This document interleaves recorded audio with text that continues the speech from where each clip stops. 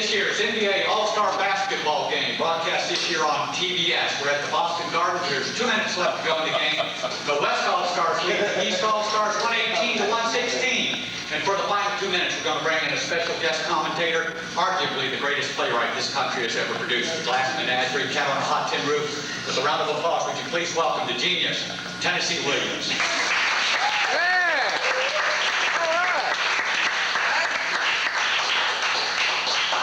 Thank you. Merci, monsieur. Who gained? Merci, you too, Tennessee. I tell you what, here we are at the fabled Boston Gardens. What are some of your playwright's impressions? Oh, the famous. The regal arena, whose once glimmering parquet floors had been gnawed and rough by the ravages of briny winds, sweat, fermented urine. The tattered pennants of championships past sagged from the rafters like the thick breasts of a 40-year-old hooker. Savage time, like a brutal lover, has shaped its virgin smoothness. I do not know I always seek out the darkest aspects of the arena. It is my want. You want to add, Herbert? Please. All right. This year's NBA All-Star Game is brought to you by Revlon Cosmetics, which asks the provocative question, what makes a woman unforgettable? You know, for me, Tennessee, what makes a woman unforgettable is that alluring cup-diddle look that some women have. What makes a woman unforgettable to you? Oh, the caliber of male she employs from manual labor. He's inbounds the ball. He's inbounds the ball. Jeez. Oh, boy. Up at me. I was lost for a moment.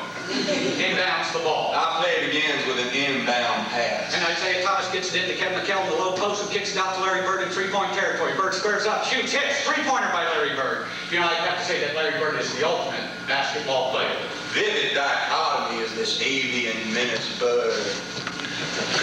His name itself is a pungent irony. Bird plays without a doubt the least arid of all the competitors.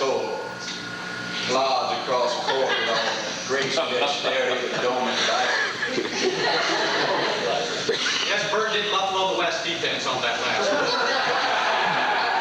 Now John Stockton has the ball for the West. He gets it into a light one deep who stands free, shoots, hits, 2 points by Akeem the Dream. Big Daddy Elijah. Patriarch of the Western defense stands beneath his backboard, beleaguered yet proud like a Moorish warrior. Defiant against the onslaught of the Eastern offensive maneuvering. He's Nigerian, not Moorish. Well, I am well aware of the man's nationality, Mr. Huggins. I meant Moorish in its more figurative, poetic sense. Stout, Ebon warrior. Don't ever contradict me again, you Budweiser.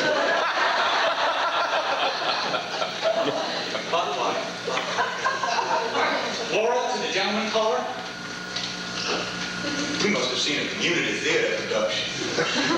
Well, now Michael Jordan has the ball top the key, fakes left, right, takes off from the free throw line, and it's a spectacular slam dunk over like one. Let's take another look at that on slow motion instant replay. Well, Michael Jordan is a phenomenal athlete. Observe as he fakes left, turns right, launches himself from the arc of that painted area, dangling in the air, free-floating, timeless, suspended like the pert breasts of a 16-year-old debutante.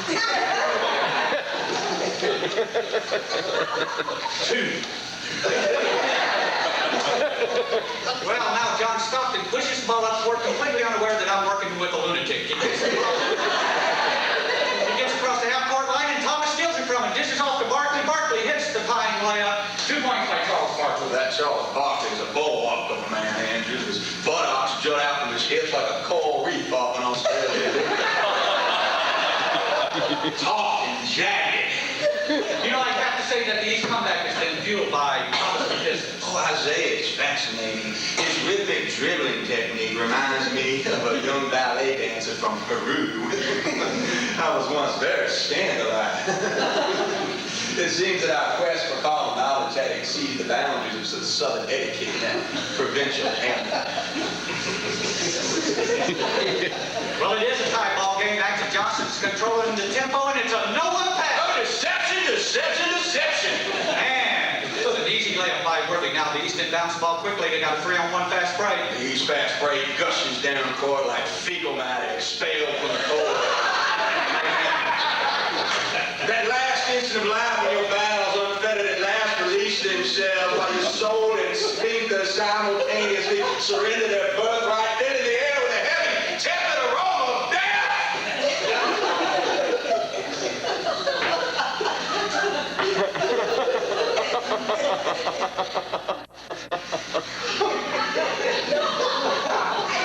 Basket by Bird.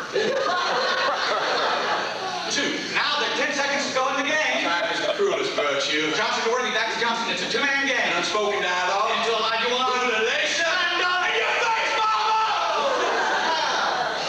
An exciting finish to an exciting game. I am exhausted, Mr. Huggins. Well, you should be. I feel as if I spent the afternoon with Moses Malone. Well, I've just been informed by our producers that Magic Johnson of the Lakers has been voted this year's MVP. Magic Johnson. Magic Johnson. Seer and sage of basketball. An independent, any self-respecting male would boast of. Most clever practitioner of that deceptive love which dare not speak its name. Spud Webb.